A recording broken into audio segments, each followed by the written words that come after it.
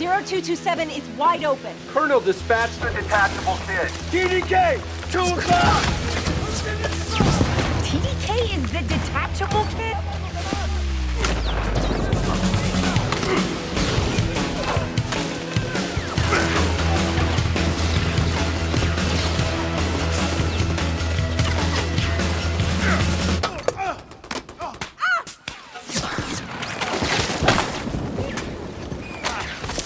What the fuck?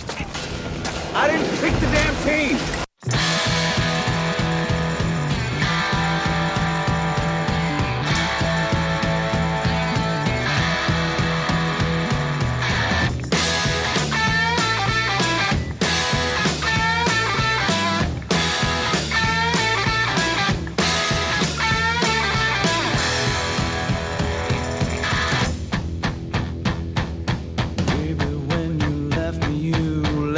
On my knees.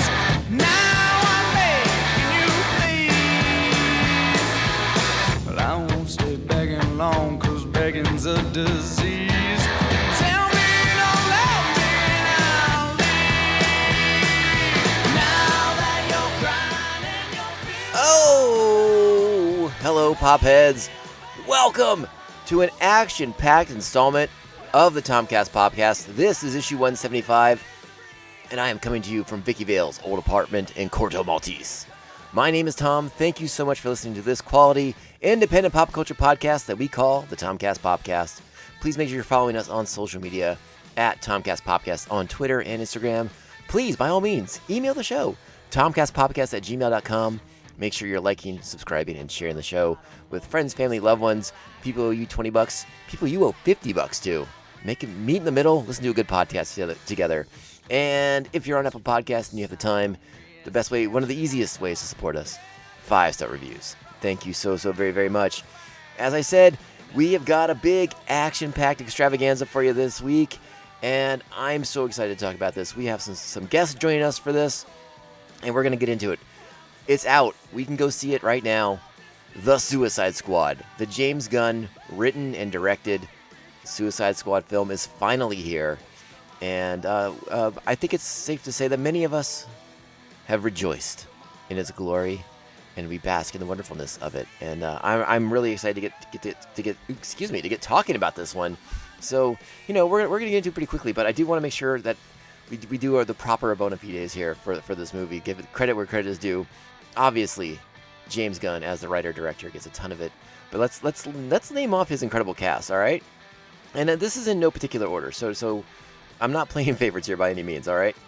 We have David Dastmalchian, Nathan Fillion, Sean Gunn, Taika Waititi, Daniela Melchior, Viola Davis, John Cena, Joel Kinnaman, Juan Diego Bota, Alice Braga, Peter Capaldi, Idris Elba, Jai Courtney, Meiling Ning, Storm Reed, Steve Agee, Julio Ruiz, Margot Robbie, Joaquin Casio, Flula Borg, Pete Davidson, Tanishi Kajisi, Jennifer Holland, Michael Rooker.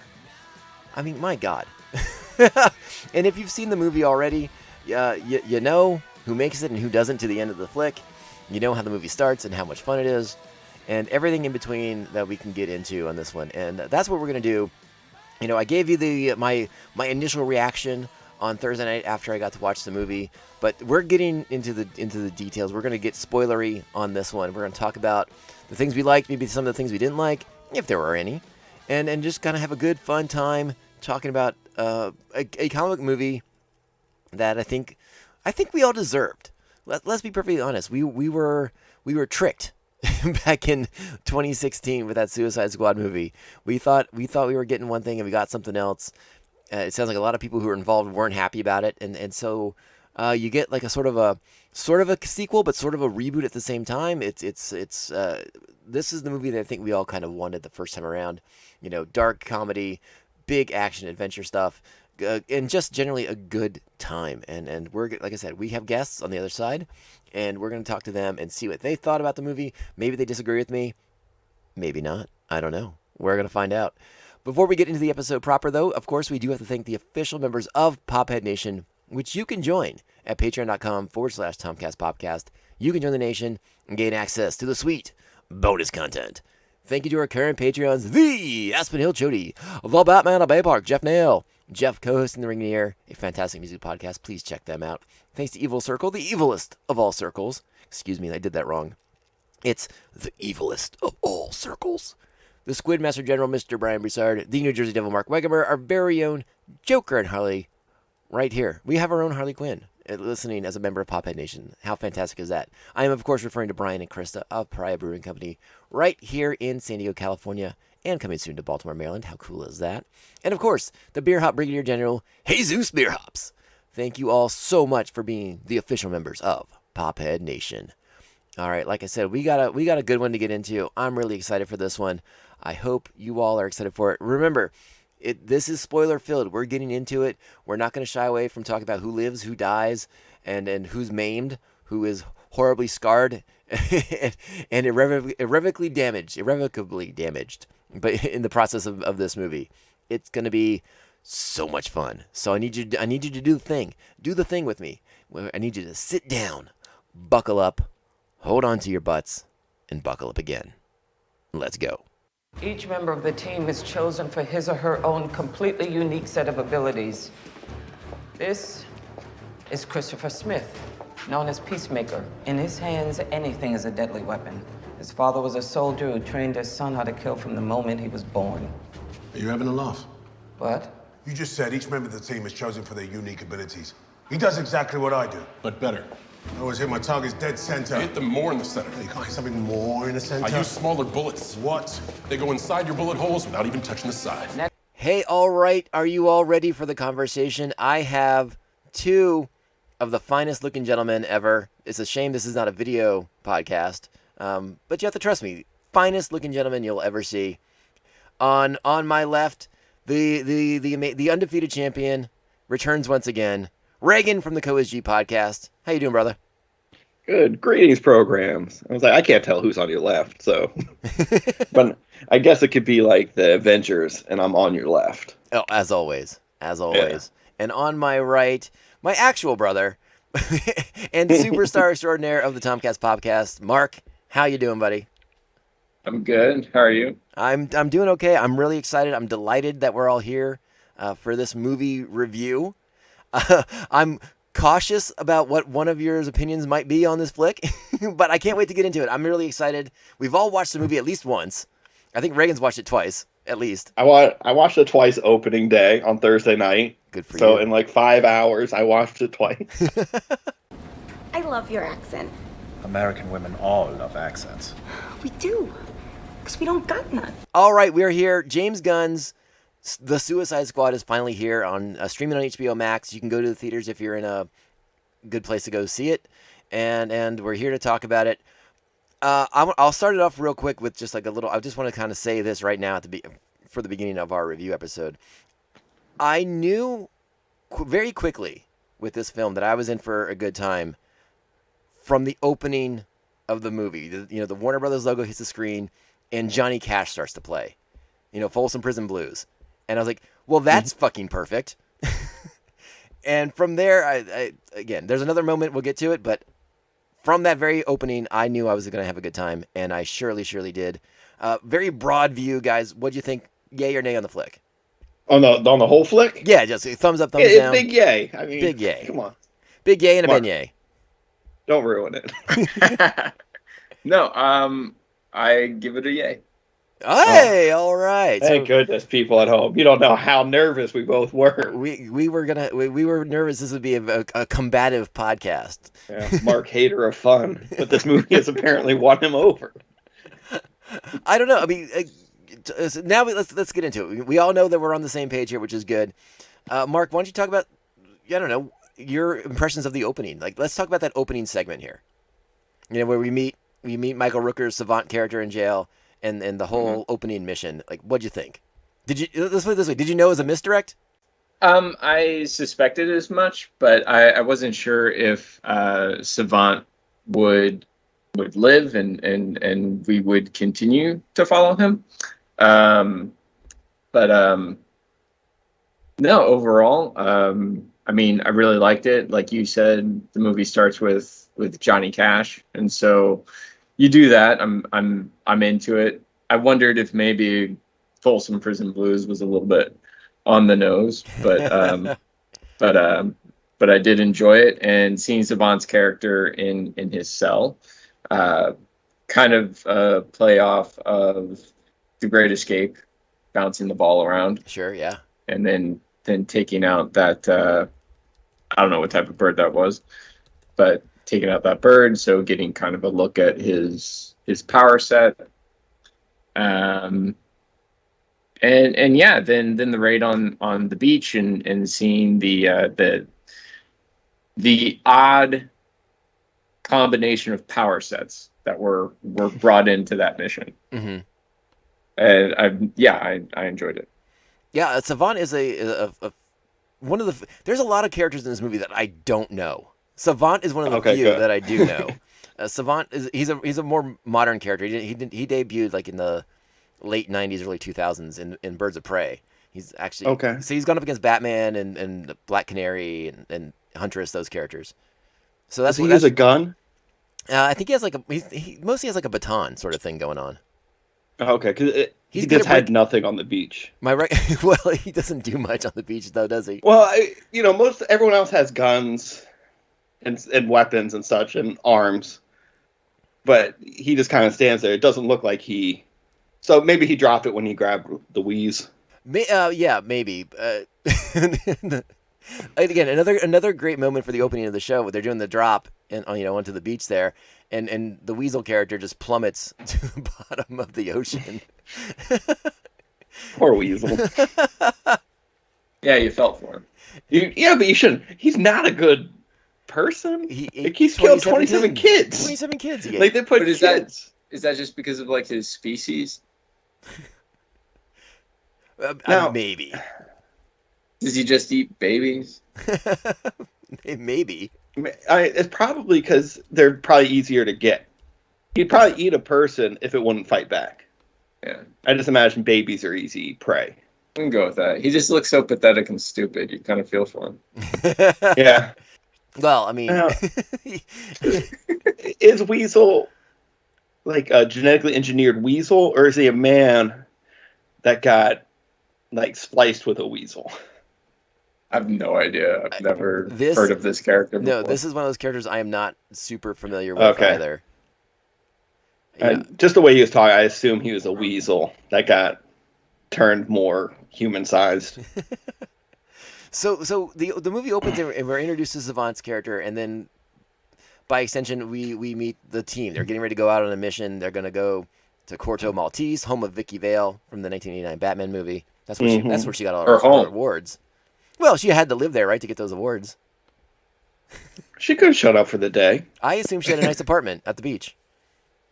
Yeah, but whatever.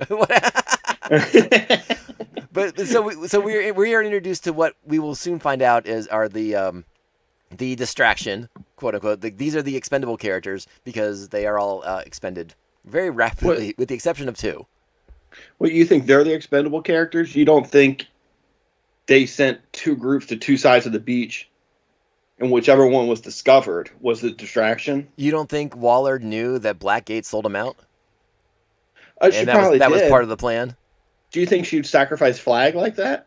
I kind of do. And Harley Quinn. Yeah. Flag's not a criminal, though. No, but that's what sells it as like them being the team, right? I just don't see her sacrificing the one person who she trusts to run the team. That's kind of on brand for Waller in the comics. I mean, she is cold. Cold as ice. She's pretty fucking cold in this movie. Oh, no doubt about it. But that's why I'm saying, like, I don't think she has any sort of she's not gonna. The mission's the priority, and if that means Flag is expendable, that means Flag is expendable. And supposedly, Flag being the good soldier knows that he's expendable. Yeah, I guess so. That's the way I thought about it. Oh yeah, they showed up. No, 100%. Like she doesn't give a fuck which group makes it. It doesn't matter to her. Now, like I said, the way I read it, and I don't know if Mark agrees, but I read it was like this was exactly what she knew was going to happen. So that's why she has a smaller team infiltrating up the beach further. Yeah.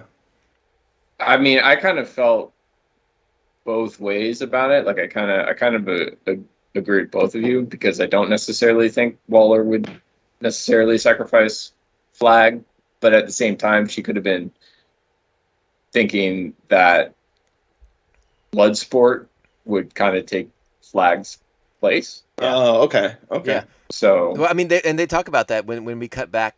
Once we establish there was a second team on the beach, we do cut to that, and that is one of the things they talk about is she's going to turn him into a leader, whether he wants to be or not.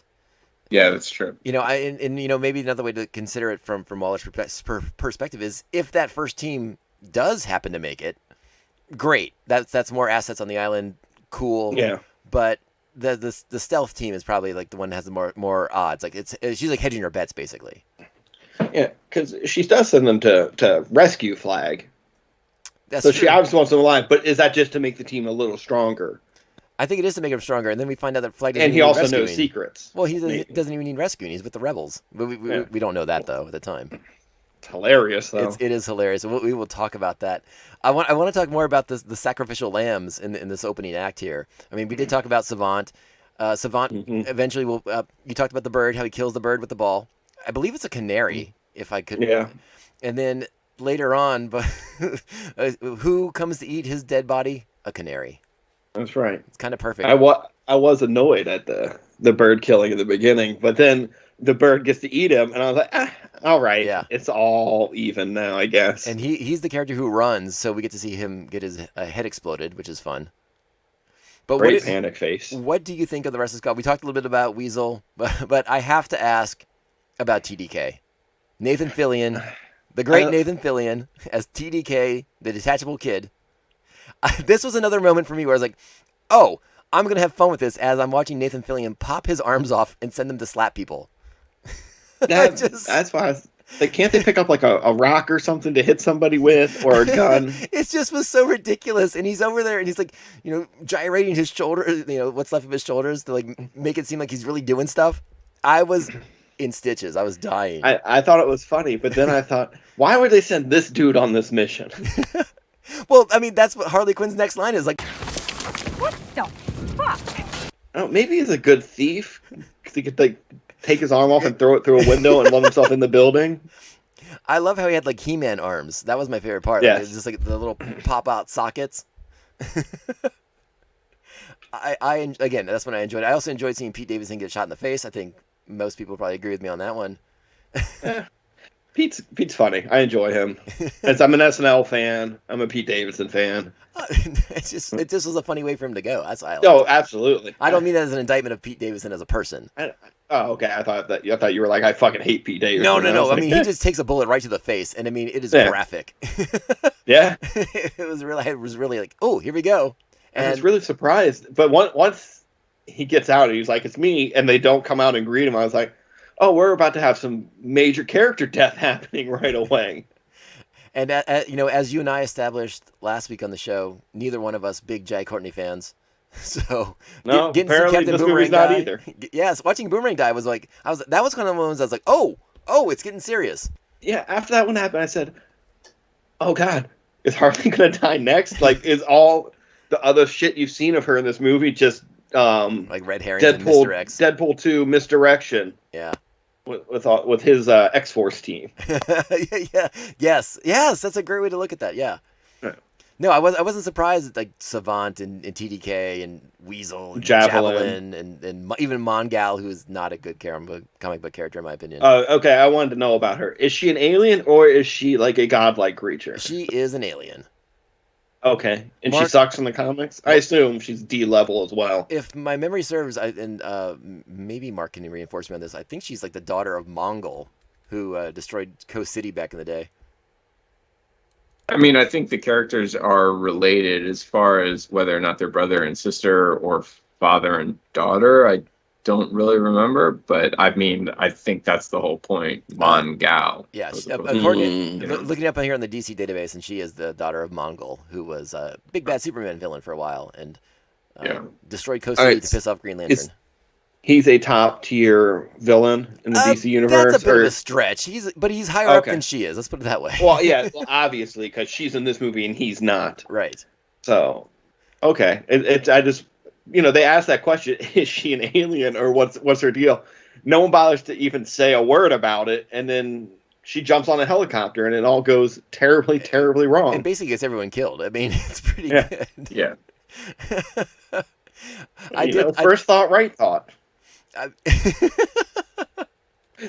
But yeah. So we go through a ton of characters in that opening sequence, and that's when we also find out that there is the second team, the one that we've seen probably more of in the trailers than we were aware of at the beginning.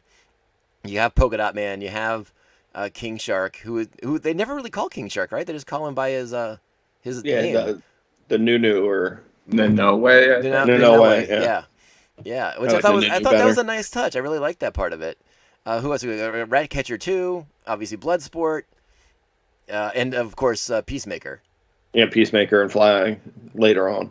Can I just from the get-go, when they've had their first interaction with each other, Idris Elba and John Cena might be like my new favorite comedy team. Yeah. Mark shaking his head no. No. Peacemaker's fucking hilarious. I agree. There were some things in the movie that definitely rubbed up against me, and John Cena was one of them. Do you care to elaborate more? Let's talk about Peacemaker for a little bit. I just don't think he's good. Are you familiar that he's a wrestler, right? I am. Okay, all right. And I know that he's been acting longer than Dave Bautista, and the fact that Dave Bautista is a better actor than him, I think, is an indictment. I think has Cena been acting long? Like, are you counting the WWF movies he did? Like the Marine, like 12 rounds and that bullet. Were those? I just think of those as movies. I don't. Oh no, I don't classify the Marines and like WWE productions. I watch them. Okay, well, I wouldn't classify them as film. Isn't John Cena the original? I mean, Marine? they came out in theaters. Well, the first one did. The first one did. It doesn't matter. I don't think the Marine 4 with Michael Mazanin came out in theaters. I think that was but I don't DVD even think John Cena is in that movie. So no, but he is the original Marine. He's the original Marine, right? No. But that was released in theaters. 12 rounds released in theaters. All right, Mark, have you watched F9? I know you're not a Fast fan. No, I'm not a Fast fan. No, okay. I won't watch it. If you think Cena's bad in this movie, I don't watch F9 because it's gonna blow your mind. Don't even worry about it. Oh, how dare you! Fantastic franchise. No, that's a different podcast. We'll get to the Fast movies at some point. Don't worry. I actually have come around on Cena a lot. I think he's actually really good in a lot of stuff, particularly comedies. I think his comedic chops are actually pretty good, and I think that's why he plays a good Peacemaker, because it's like you can't take that character seriously, yet he delivers all those lines with a straight face. It's so good. Yeah. The eating a bag of dicks, or the dicks on the beach for liberty. Yeah. And I've decided that you should eat a big bag of dicks. How's that? You're being facetious. But if this whole beach was completely covered in dicks, and somebody said I'd eat every dick until the beach was clean for liberty, I would say no problemo. Why would someone put penises all over the beach? Who knows why madmen do what they do? Hilarious. Agreed. And then again, we haven't gotten that part of the movie necessarily, but when he and Bloodsport are walking through the village of rebels, and they think they're rescuing Flag, and they're just kind of showing up to kill all of them. Yes, and murdering a bunch of pretty much innocent people. It's really good. Like, there's a woman doing laundry. Yes. Who gets blow darted. And I thought that was funny too. I was like, oh my god, John Cena has a blow dart. What is happening? Plus, John Cena showed up to the premiere dressed as Peacemaker. I mean, come on. Of course, he's all in on this. He sees this as a way to make a bunch of money from DC. I mean, he's getting a spin-off HBO Max series. Come on. John Cena for the win. I want a lot more HBO Suicide Squad spin-off TV shows. Like Idris Elba's Bloodsport. Give me more of that, please. Yeah. Well, I mean, do we have anything else to say about Cena right now, or should we transition to Bloodsport? I mean, you can't see him, but that's it. Oh my Mark, god. that's a wrestling reference right there. Okay. Yeah, you gotta wave your hands in front of your face when you do it. Can't see him. Yeah, it's a whole thing. I got that GIF that you guys sent. I was like, what? I was just like, what is happening right now? Because I see John Cena GIFs and Rocky GIFs. And... Yeah. I mean, just normal everyday conversation. Everyone at home sends wrestling gifts to each other. I think on occasion Regan and I should loop in a third person just randomly to our text so they can see what the fuck we talk about and be like, what? It's like they say like 3 sentences to each other, and then it's just like GIF party. 40 pictures back and forth. But we know exactly what we're saying. Yeah. Well, let's talk about Bloodsport. Idris Elba, one of my favorites. I was going into this. I was excited that Idris was in it, but I was worried that he'd sort of just be like Bloodshot or Deadshot 2. Yeah. And I thought they did a really nice job of distinguishing him more, make him different enough, make him interesting. I liked that character a lot. I thought they did a lot of good stuff with him, and I thought Idris was fire. He's great in everything. He really is. I find a bad thing he's done. It's not Luther. He hasn't done anything bad. Don't try and find it.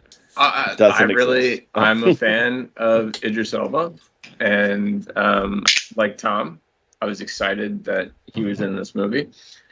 But I am going to disagree. I think it was just kind of a different iteration of Deadshot, but a part of me thinks that was intentional, because I mean, he basically had the same exact storyline, with the daughter with the daughter being used against him. But to kind of go back to like what we were saying about Captain Boomerang and whatnot, I feel like a lot of this movie is kind of an indictment of the first movie, where they're just killing off characters from that original movie, kind of saying like, this is how you do a Suicide Squad movie, you idiots. Right. And so I think part of it was intentional to do that. It's like, oh, this is the Deadshot character, but better, done right. Yeah, but I liked the differences between the father-daughter relationship in this, and the scene where they're yelling "fuck you" at each other, like through the glass. I mean, that's funny as shit. That was good. And he really does. They really have it's a much more acrimony in their relationship than there is with Will Smith and his daughter, Will Smith, Deadshot in the first film. So I liked that they contrasted it. They didn't try to emulate it or make it too similar. It's like, yeah, there was a daughter character, and like that's his motivation for getting involved in this. But like I said, I think they differentiated it enough that I had a good time with it, especially with the fuck you scene and the it's embarrassing being you being my dad and stuff like that. I liked all that stuff. I thought it was really good. Anything. I enjoyed every minute that he was in it. It made me go read about Bloodsport. I almost called him Bloodshot. Again, not a great character from the comics. I mean, no, I was reading. I was like, this guy sounds stupid. Yeah, he's from the John Byrne run back in like the mid '80s when they relaunched after Crisis on Infinite Earths. He kind of came out of like the Man of Steel miniseries, Mark. If that jogs a memory for you. They relaunched everything. It does, but I thought I read that he was from like the 70s. Oh no. There's apparently two versions or two guys. Yeah, I think that's this is like 1980s. Okay, sorry. So I had my crises mixed up. Well, there's too many crises in DC. I think we all can admit to that. Yeah, everything's a crisis. So I love those two characters. I think they're a big push in this movie. Watching Cena and Idris kind of go at each other, I really dig that. I want to pause talking about the characters real quick because I want to pick Mark's brain a little bit on a technical aspect of this. For the filming of this movie, they were using this new camera technology. I think they're called like D cameras or whatever, this like dynamic motion camera. What did you think of the way the movie was shot? Did you like the way it was kind of like constant movement, or I don't know? What did you think? Well, one of the things I really did like about the movie was, the overall look of the film I think is really good, and I definitely appreciated the camera movement. I didn't know about any sort of new camera technology, but I thought the camera movement added a lot of energy to it, and it reminded me of James Gunn prior to his stint at Marvel, because I was a fan of Sliver, and it made me think of that. Like, it reminded me, it was like, oh yeah, I do like James Gunn. So I was happy to see that. Oh, you know what? Maybe we should do you pause not like here. the Guardians? I was gonna say we should pause here and let Mark talk about that for a moment. Hold on, I need a minute. Yeah, you can't drop a bomb on me like that. I have said this on the TomCast before. It might shock me every time, and then I block it out of my brain because that's a foreign subject. All right, go. What? You explain yourself right now. I'm not a fan of the Guardians films. I don't. I think to put it simply, I guess ultimately it would boil down to, I think they rely too much on their humor, and I think the humor is very poorly timed in those movies. I don't really catch myself laughing much at all. And you just said Batista's a better actor than Cena. Yeah. He's funny in those. He is funny. But Batista showed 3 minutes in Blade Runner 2049. Yes, Reagan, that's a great movie. Sucks. No, it But doesn't. he's great in it. He's great in it. That movie sucks. I think we found our next Versus episode, fellas. I know. Blade Runner versus Blade but Runner. Maybe watch it again. But look, ultimately, as far as Batista is concerned, we'll see how he does in Dune, because that's a much larger role. What do you think of him in Army of the Dead? I did not watch that, and I will. Why would you not watch Army of the Dead? I listened to your review. I don't need to watch it. I mean, it's awesome. It has No, it's Batista in not. it. I can tell you, it's not awesome, and I haven't seen it. Oh boy! All right. So yes, Mark doesn't care for the Guardians movies, and Mark is aware though he is in the minority on this, and that we all Yes, most very of us much love so. it. I know that they're much beloved, and I mean no disrespect to the people involved in them. Well, or to the people who are fans of those films. They're just not for me. I mean, that does say a little bit of something that a lot of people have commented on over the years, that a lot of Marvel films do have a certain look about them as far as the way they are shot. And getting Gunn out of Marvel for a little bit to get some breathing room might have been might have worked out in his favor when all that there was that backlash about his 25-year-old tweet or whatever it was, and and these getting to do this using this new technology. I mean, he's come out and talked about it a little bit and said that with this, like I said, I may have the name mixed up. I want to say it was like these D cameras or whatever, D Max or something like that. But he said using them allowed him to more fully realize his vision for the movie, because he's like I pulled off almost every shot the way I saw it in my mind, and then on a few shots were even better than he envisioned them, because the way those cameras are able to be used and deployed to get the scene the way he wants it to. And so I thought the movie looked incredible because of that, the way it's shot, the way the cameras move, all of it is like you said, very dynamic. And I couldn't agree more. I thought that's been my favorite part, rewatching it for a second time, is seeing the camera usage and studying it a little bit more fully. That's cool. I'll have to look into that camera technology. There is a special feature on the HBO Max version. Okay. Yeah, if you put the special features. I did look because I felt like the look of this film was very different from the Guardians films, and but it is the same cinematographer from the second Guardians film. Okay. Which I did think looked better than the first one. So Regan's still shaking his head. Great movie. I'm just saying, it makes me cry every time. So we gotta move on from Guardians too. He's Mary Poppins, y'all. Oh. Regan's gonna cry right now. Just thinking about it, it's gonna get me going. It's gonna be embarrassing. More great Michael Rooker goodness right there. Yeah. I'm always a fan of Michael. Yeah, let's go watch him in like Replacement Killers, and then I won't cry. Oh my God. Mall rats.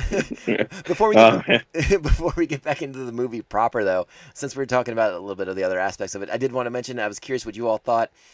James Gunn deploying another one of the many weapons in his arsenal, which what I think is another stellar soundtrack that he ties to this movie, because you go from that Johnny Cash opening, and then when you get to the title screen and you go to Jim Carroll Band, when they died, it's like this again, perfect. This is spot on, and the music plays out through this movie, I think, really, really nicely. Once again, just like with the Guardians flicks. Yeah, well, that song was used in Dawn of the Dead, written by James Gunn. Yeah. And it also had a Johnny Cash. Do you think he picked those two songs for that movie? Or was that Snyder? They may. I think that was Snyder. Yeah. I mean, well, if there's no Leonard Cohen, I don't know if Snyder's really involved in the music then. He loves that Leonard Cohen shit, though. Yeah, that's why I was like, there's no Hallelujah in Dawn of the Dead. I mean, I'm sure if he got a chance to recut it, it'd be all over the place. It'd be every song. You'd never get that Down with the Sickness cover. Well, I don't know. I wonder if maybe when Gunn wrote the script, if he kind of like noted that, like, hey, this is what I'm hearing right now. I have no idea, though. I don't know if Mark knows any more about that. Normally, you wouldn't do something like that in a screenplay, though, would you? No, normally not. There's always exceptions. You're talking about Dawn of the Dead, right? Yeah. Oh, okay. I just want to make sure. I didn't crisscrossed in the conversation. No, I feel like that was definitely more of a Snyder thing. Yeah, I was listening to the soundtrack this morning when I was at work, and it's a lovely soundtrack. I don't know if I like it. It hasn't quite ingrained itself the way the Guardian soundtracks have over the years, but it's a really good soundtrack too. So another one of James Gunn's finer little touches that he puts on these movies that I think gives it a very James Gunn kind of feel. First thought, I don't think it's as good as the Guardians, but I've watched the Guardians movies so much that they're just a little more ingrained in my head at this point. But I'm going to watch this movie like 14 more times before my 30 days are up. So, we'll see. Agreed. All right, let's get back to our cast of characters. We're kind of working our way through things. We're not really getting into the plot. I just want to know what you guys think of the characters at this point. But let's get into our two carryovers from the first movie. Let's talk about Harley and Flag. Joel Kinnaman and Margot Robbie back in action once again. I love those actors. I love them in these parts. And listen, I said it earlier, spoilers are out there. Rick Flag not making it out of this movie in one piece. Allegedly. He can bring him back. I mean, it's a comic book movie. Anything's possible. Yeah. And, he's such a nothing in the first movie. Agreed. He's so great in this movie. I was so upset when he got stabbed in the heart. I was like, oh, damn it. Yeah, and you saw the placement of that. I couldn't believe it. I wanted more Rick fucking Flag. Yeah, and like I said, you saw the placement. You're like, oh, he's not walking away from that one. That's not going to lay on the floor and slowly bleed out, maybe get up again. That's bad. Maybe he rubbed some starfish guts in there and it cured him. Maybe. But Kinnaman I thought was great as Flag in this one. I really, really enjoyed him a lot. And I've become a big fan of him over the last year or so. The RoboCop or Altered Carbon? No, because of For All Mankind. Oh yeah. He's sensational in that show, and I think he got more room to play with James Gunn in this movie, and he ran with it. I think. Yeah, he does a much better job. But Mark, you're making a face. Yeah, Mark's making a face. I don't know if he's a Kinnaman fan.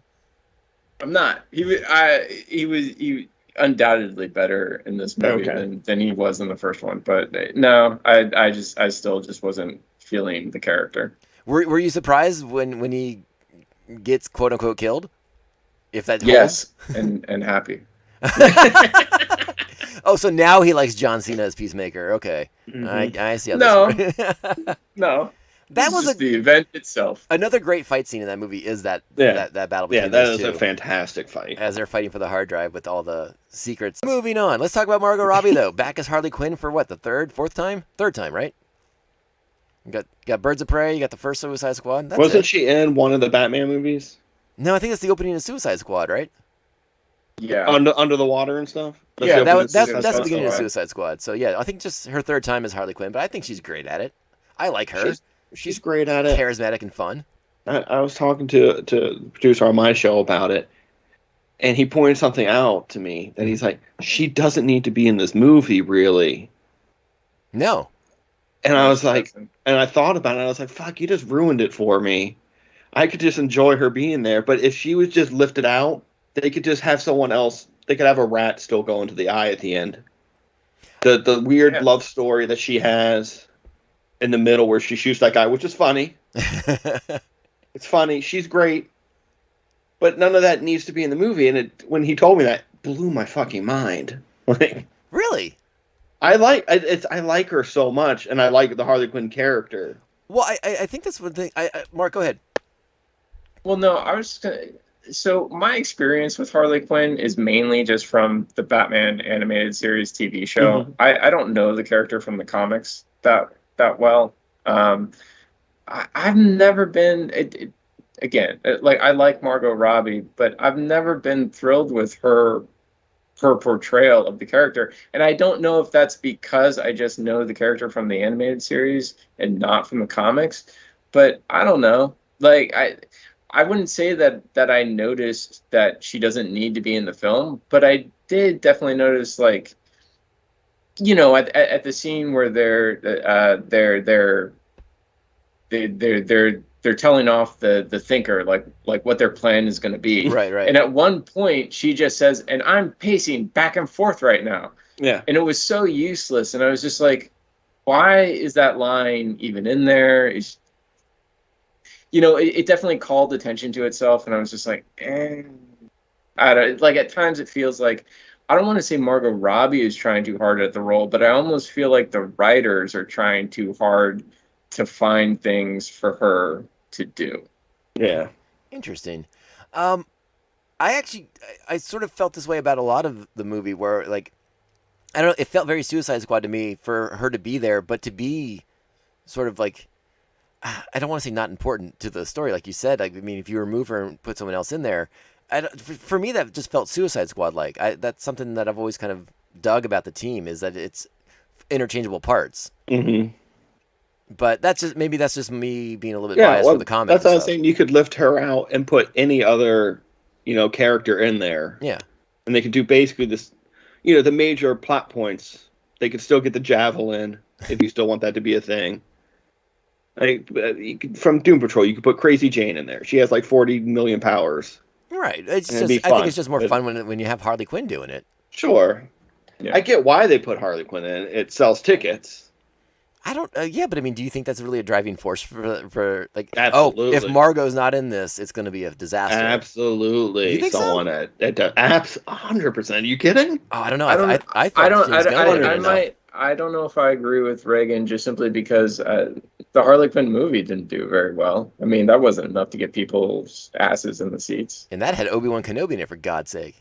He's great in it. He is, but he doesn't have enough to do. I still haven't seen it. It's not. I mean, it's okay. I just didn't like the trailer, so and I think at that point I was like, I'm done with this whole DC cinematic. Well, experience. you have HBO Max. You can watch it. It is available to watch. Yeah, but I also have better things. Wait, you watched the 4-hour Snyder cut, but you're not going to watch like the 2-hour Harley Quinn movie. Well, mainly because I bothered to see the 2-hour Justice League cut, and I was very curious about it. Yeah, like I said, I feel like it just feels very Suicide Squad for Harley to be like that. I like that she's not elevated in importance over any other characters, really. Like it feels like a very ensemble cast. I like that part of it. I thought that's one of the reasons why this movie works. We're not too focused on any one character. Some people do have bigger arcs. Some people do have bigger moments. But as a team movie, this is one of the better ones, I think, because everyone kind of gets fair treatment. Yeah, everyone gets their moment to shine in this movie. Yeah, and I think her murderous rampage was really well done. Yes, it really was. Yeah, that was a stellar scene. Yeah, it was fantastic. But you, like you said, you put another character in there, they could still have that murderous rampage, and it's the same thing. It doesn't have to be Harley. Agree, but I think you get a little more out of it being Harley. I enjoy it. So I mean, again, I don't think Eric's wrong, but I think that's kind of like a not a charm necessarily, but like just part of the dynamic of the squad in general. Mm-hmm.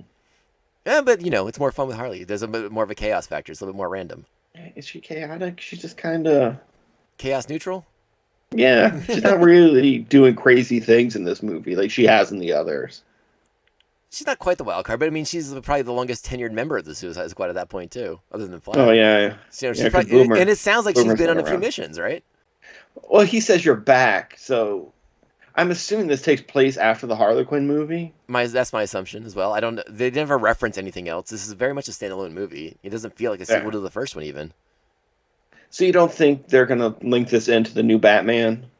I don't know. I think like villains that Batman beats aren't going to be in like future squads. I feel like Warner Brothers is done with trying to like make everything cohesive, and they're just going to make standalone movies.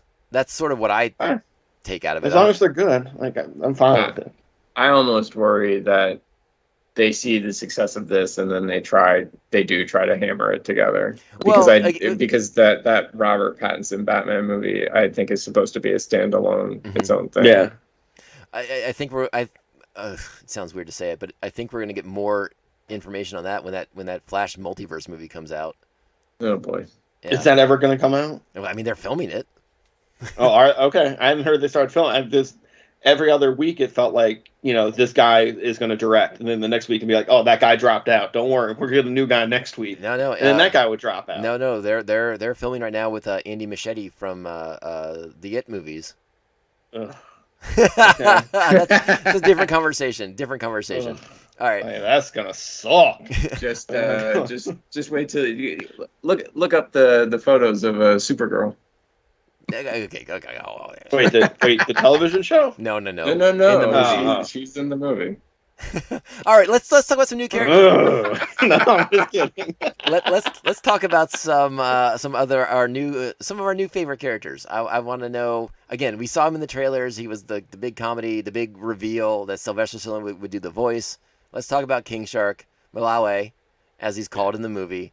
Did you guys enjoy that? Is that your favorite iteration of King Shark? I loved it. I did too. I was a big fan. Harley Quinn King Shark's really good. Sarah King Shark and Harley.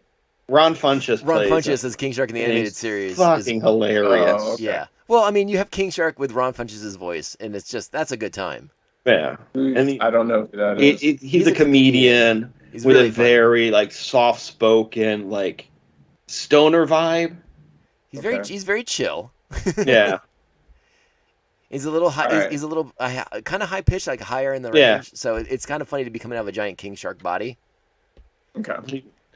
I'll have to give it a try. It's a great show. Regan, it's great, man. Regan That's what I've heard. I'm pretty sure Regan. I don't know if you've admitted on the podcast, but you thought I was nuts, and then you watched it and you agreed. Yes, that is true.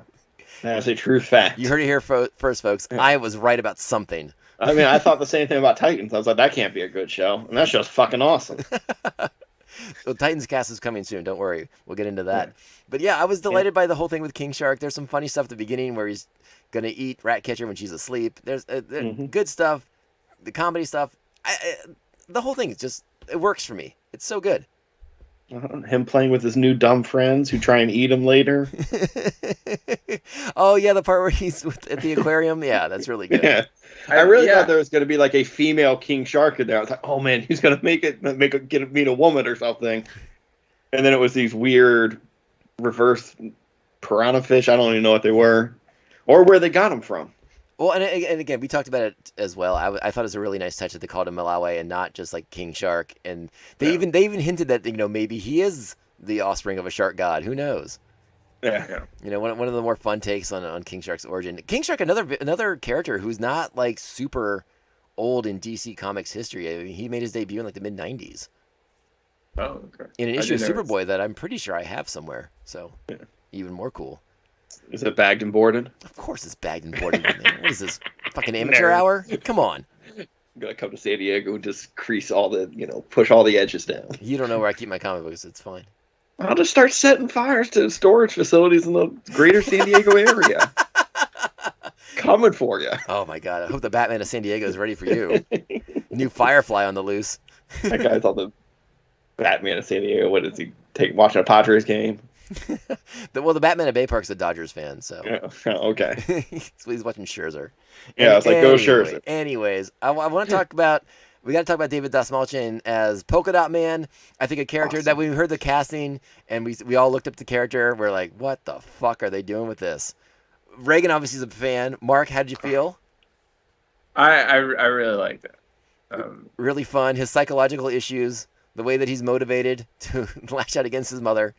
The depictions of his mother are hilarious. He's dancing in the bar, and it flashes to all the people around him, or just his mother. He's still just having a great time at the bar. It's so funny, man. It's so good. And David Dastmalchian, I think, does a fantastic job with the role. I think he has a lot of fun with it, and he's but he's a very strange character. But they just bring it to life in this. Yeah. Do you know? I don't know much about the character. Is that true to his comics origin? Was he an experiment of someone who worked at Star Labs, or? I don't know that actually. I feel like he was just a character who popped up one day. Talking to my producer E, I asked him this very question, and apparently no, it's not. He just could shrink stuff, and they became polka dots that he would carry on his suit, and then he could have. It was like a utility belt. I feel like they could have done something with that. But it wasn't like an interdimensional virus, which is much better. Right. I'm not going to say which one is better or not for this movie. But look, I'm a big fan of trying to stay as true to the source material as you can, and I feel like they could have done something with that. So that's actually a little disappointing to hear. But I still liked it. Well, I mean, to be fair, like, I'll be honest, like, I have the DC comic book universe has like spun so rapidly out of control that I no longer know what iterations of characters are actually, the ones that we remember, because there's the new 52, and then there's like whatever came after that, and then whatever came after that, and I don't know who's who anymore, to be perfectly honest. Like, after 2002, I don't know anything. How many times did they reboot it after the 52? I thought it was just once. They reset again? 52. 52 times. 52 times already? Basically. Yes. And they have. I feel like lately they've been doing like continually soft reboots here and there. You're like, wait, I don't remember that being part of anything. That sounds awful. Reading DC Comics has become a bit of a chore, unless it's like Batman, and then like I know who Batman is. I follow that. I can understand that story still. Yeah, because they pretty much refuse to change anything. Yeah, there's no drastic alterations to certain characters, and those unfortunately not unfortunately, but those are the characters that are probably the easiest to pick up and read nowadays. At least for a long time fan. New fans are probably in a great position because they know nothing. You can just pick up anything and just read anything, and it doesn't matter. Yeah, and it's great. Like the way my Until brain they reboot works, it in a month. I'm trying to like coalesce all these versions together, and I'm like, well, this doesn't make any sense. I can't read this now. I'm very sad. You just start fresh. You just need one of those Men in Black mind wiping things, and you can just start fresh. I don't know. The DC universe for me stopped right after Wonder Woman snapped Max Lord's neck. That's the last great moment of the DC Comics universe. It kind of is, yeah. Yeah, because like we're like, oh, none of us saw that coming. But again, that's a different conversation. I watched that in the movie. I didn't read it in the comic. It was way better in the comic. She didn't snap his neck in the movie, did she? Not in Wonder Woman 84. I think there was like an animated version though, where she might have. I can't remember. Oh, did they do like an animated or something? I want to say yes, but I could be wrong about that. Wait, too. He dies? No. Doesn't he fall? He's reunited with his son. Yeah, he gets to go back. Oh, fuck that movie. He somehow, he has to ride on like Air Force 2 or whatever, and went back to DC. Really? Yeah. I watched that movie. I remember none of it. Well, that's for the best. You would use that Men in Black device on yourself. Yeah, I did. Right after that movie, I was like, oh, that's garbage. It's gone. 2 hours I'm never getting back. Let me just clear my memory. Boom. Or like 3. Yeah, it was long. You're right. It was long as Captain hell. Kirk was in that, right? Yeah, Captain Yes, Kirk he was there. Oh, right, because he took the body of another guy just so she could bone him, and then that guy just became himself again. Terrible. I got it. I remember that movie. It sucked. Terrible. All right, I have to ask, a character I had no idea was going to become like one of my favorites in this movie, Ratcatcher 2. I love this character. I don't know if you guys agree. Daniela Melchior, fantastic. I was engrossed by her story, her whole journey, the whole thing with her and the rats and trying to get Bloodsport to shake its hand. You didn't tell me you had a fear for rats, Dubois. I'm an assassin! Why would I share my liabilities? Oh, he's offering you a pretty leaf to show you it means no harm. Why the fuck would I want a leaf? It's a pretty leaf. It's so good. I loved her. I loved her flashbacks with her dad, Taika Waititi. That whole thing I thought was fantastic. I thought it brought a real nice emotional core to the movie. Yeah, when she makes friends with King Shark. Yes. Awesome. I did not expect that to be like my favorite characters coming out of this movie, and it was. She was what a wonderful addition to this film. I think she was like my favorite part of the movie. I was surprised. Oh, that's cool. Yeah, it's good to hear. I'm glad I'm not out on a limb on that one. Yeah, no, Now, is she the same in the comics? I'm like her dad dies, or I'm actually more familiar with Ratcatcher 1 than I am Ratcatcher 2, but yeah. Well, does he die in the comics? I mean, at some point, maybe. Oh, okay. My understanding is that she was actually created for the movie. There is no Ratcatcher 2 in the comics. Oh, awesome. So she was a very good character. Yeah. Really? I didn't. All I did was look at Wikipedia. There may have been missing 100% accurate information. Yeah. So there may have been missing information, but what I took from it was that, yeah, Ratcatcher is a regular character who's typically like a Batman villain. I do remember Ratcatcher, yeah.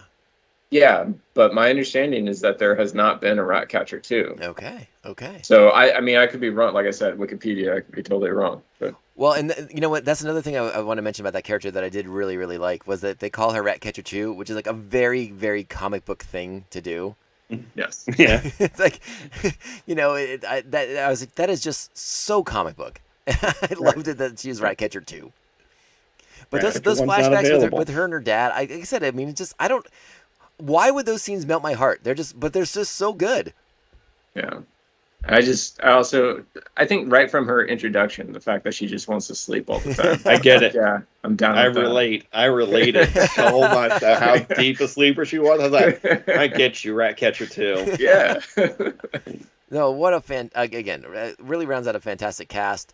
We're going to talk about the villains in a moment, but we're going to take a little break first, okay? Okie dokie. Non-lethal. You lose. Exploding compression bullets. No one likes to show off. Unless what they're showing off is dope as fuck. Fuck. That's true. And we are back, and we hear Archer chewing on a bone, but that's okay. We're going to let Archer have some fun while we discuss the villains of this movie. And I want to talk about the Thinker, the great Peter Capaldi, Doctor Who himself, as the Thinker with all of his magic bright light bulbs plugged into his skull. What do you guys think of the Thinker? Your equipment manipulates animal behavior. Clever. I'm working on something similar with humans. Be quiet, please. You are perceivably panicked. I'm guessing that you are not the alphas of this battalion. Do you want a dozen angry rodents crawling up your ass? My handsome man will be what you expect. Looks very uncomfortable. Like, how does he sleep with all that shit in his head? Does he have to sleep sitting up? On a huge pillow. Because they're on the back of his head as well. They are. That's a good point, Regan. Maybe he sleeps in a chair. That sounds awful. Like, he hasn't had a good night's sleep for like 30 years. Yeah, probably. Poor guy. But I enjoyed his character. I wanted him to be a little more evil. He just seemed to be, you know, a little bit of starfish torture. And then he'd go to the bar at night and party. He did have he is a bit of a partier, that's for sure. Yeah. There must not be a lot to do in that town, because he went to that bar every night. I have to ask you a really important question, Regan, and there's only really one answer for this. Mm-hmm. But did you like this version of the Thinker better than the crappy one that was on The Flash? Yes, I think. Because that version of anything is better than what it is on The Flash, which is a show I have given up on and did not finish this past season. Yes. And my life is better for it. That's really saying something. It is. Yeah, because I watch anything till it dies. Like, do you know how terrible your product needs to be? And for the comic book fans out there, this is a new iteration of the Thinker. He has a look similar to some classic versions, but Dr. Gaius Greaves is not necessarily a DC Universe character at this point. He probably will become one. He didn't have his chair, or right? I think I had the chair in the Flash one. In the Flash, yes, he had a magic thinking chair. Well, I do my best thinking in a chair as well. You do your. Never mind. I'm not going to finish that joke. But we know you do your best thinking. That's right. It's a kind of a chair. Well, I personally enjoyed this. I thought I like Peter Capaldi a lot as an actor. He shows up in some fun stuff, and I like getting to see him as a comic book villain. I thought he was fun. He does a nice job. It's a fairly small part, but he delivers those lines again. Another actor who delivers some of the most ridiculous lines with the utmost seriousness that I respect. Yeah, he's fine. I wish they'd given him a little more to do. He's setting up a giant starfish. I mean, that's his role in this movie, is like to make this a viable threat, a giant walking starfish. Okay, real quick, we're in the DC universe, right? We sure are. A giant starfish shows up and starts attacking a town. Superman's not going to get a page His I thought pager's not about going to that. go off, and he's not going to be like, oh, no, not on my watch, and just fly over and fly through it real quick and then just keep going. He has to respect the United Nations charters, and I think Corto Maltese is outside of those restrictions.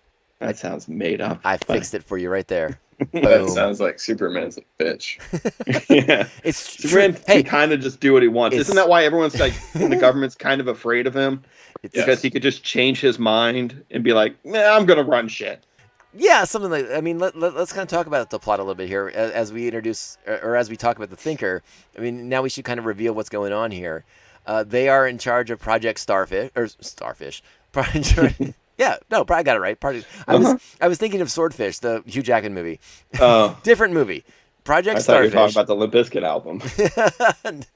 No, we're not. No. And John Cena makes a reference to that, and you know that's what he's thinking of. Starfish is a slang term for a butthole. Think there's any connection? No. Of course. And Limp Bizkit did just come back at Lollapalooza, and it was awesome. No comment. Awesome. No comment. No, search your feelings. You know this to be true. So, the real reason that Task Force X, aka the Suicide Squad, has been dispatched to Corto Maltese is to recover and destroy all the information pertaining to basically the U.S.'s involvement in Project Starfish, which is we learn is a alien being that was captured on a space flight and has, alien properties about itself. And apparently the American astronauts are just dicks to it. Yeah, well, I mean, they wrestle it down, they capture it, they pin it to this thing. They're smoking cigarettes around it in videos. Yeah, they're not. What are you? You guys are astronauts. I don't think astronauts smoke in space. Not the good ones. Isn't that like a no-no? Like fire's bad in space, right? Fire's real bad in space. Make that up. No, you did not. Like I watched The Martian. He says that in that movie. He does. But Mark has more deep comic book connections than Regan does. But I was delighted beyond measure to see Starro the fucking Conqueror in a movie. This made my day. This is one of my favorite silly DC villains of all time. And I say silly because of the visual. But the idea of Starro as this sort of what's the word I'm looking for? Not parasite, but mind control. Mind controlling, yeah, exactly. Something along those lines. That's awesome. And people running around with starfishes on their face with one eye staring at you, that's a badass visual.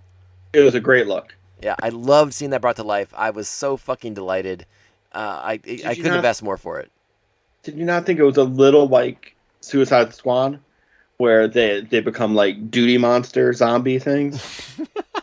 No, I did not think of it like that. Okay, I just thought, I know they need, cannon fodder for them to kill so the Suicide Squad can look cool.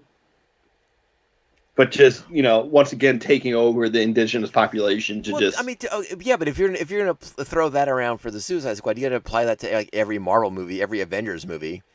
They all come up with cannon fodder to get beaten up and destroyed. Yeah, faceless paper people in the Avengers movies. Faceless paper people? That's right. That's what Drax calls them. He calls them paper people. That's right. I forgot. You're right.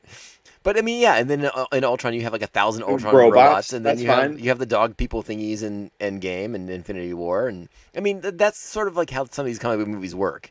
Yeah, you have to have the cannon fodder. I get it. It's just I thought having the main villain take over innocent people and turn them into his army was a little too similar.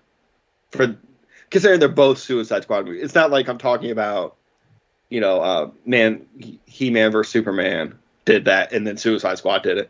It's both Suicide Squad movies doing it. Mark, how do you feel about that? Well, I do agree with that. I didn't think of that while watching it, but at the same time, again, I almost felt like this movie, a lot of this movie is like an indictment on that first one, and just kind of no, here's how you do this and make it good and make it entertaining. Right. And, I also think though that it definitely, it served to really help raise the stakes in this movie, so that it's not that they're just chasing after this rogue giant starfish, but they're the indigenous population is coming after them now as well.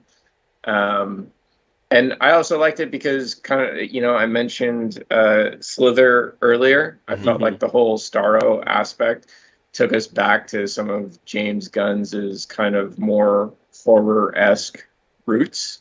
Right. Like I liked the kind of zombie aspect of it. And I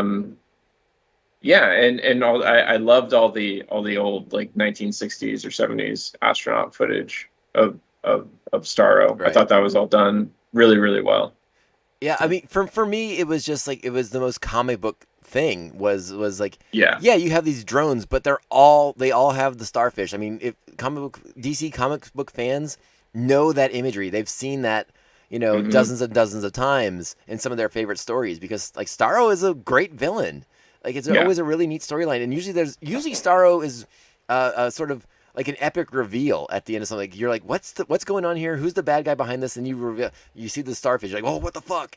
And it's awesome. So I love that for that sake. I mean, you're not wrong in that. Yes, there's that cannon fodder aspect, but this one was just like legitimate comic book. Right. It works well. Now, in Starro in the comic books, has he ever taken over like a Superman? Oh yeah, and then use Superman. Yeah. Oh, that sounds fucking awesome. There's great stuff with that, with taking over the entire Justice League. I mean, there's so many good like stories. You can have Batman with the fish or the starfish face. Yeah, it's sounds great. I got a good one I'll recommend for you later. I also think another sort of distinguishment between this and the first one is I think in this new Suicide Squad, the Suicide Squad seemed hesitant to just start killing people. Like it wasn't until Idris Elba was being attacked by them that he started killing them. Like I think once Elba makes that decision to try and stop Starro, I think they are concerned about the people on the streets who've been taken over. Yeah. So I think that adds another layer to it. And I really like the payoff of like Harley figuring out what to do with the javelin. She's been, javelin, as he's dying, hands the javelin to her. He thinks it has some kind of destiny. She's like, okay, cool. And I want to go back to like that moment, because we've kind of talked about Harley isn't necessarily the most important character in this movie, and she could kind of be taken out of it. But there's some funny shit with her. And going back to the opening sequence when they're on the plane before they do the drop, and she's talking to Javelin, who has his sweet Eurotrash accent. Yeah. And how she loves it, while she's speaking in her Gothamite accent that she's come up with. Because we ain't got none. Because we ain't got none. And that's very funny charming. Shit, man. So I argue that you take Harley Quinn out of this movie, it's not the same. It's definitely not the same. I think that's yeah. You could just have another wisecracking character in that. What, you want Black Canary instead? I mean, what are you gonna do? You know, Poison Ivy? Black Canaries, right? Poison Ivy might be enjoyable in a Suicide Squad movie. Poison Ivy would be fantastic in a Suicide Squad movie, but like I think she would fit right in. Poison Ivy is actually a tad too powerful to be in a Suicide Squad movie.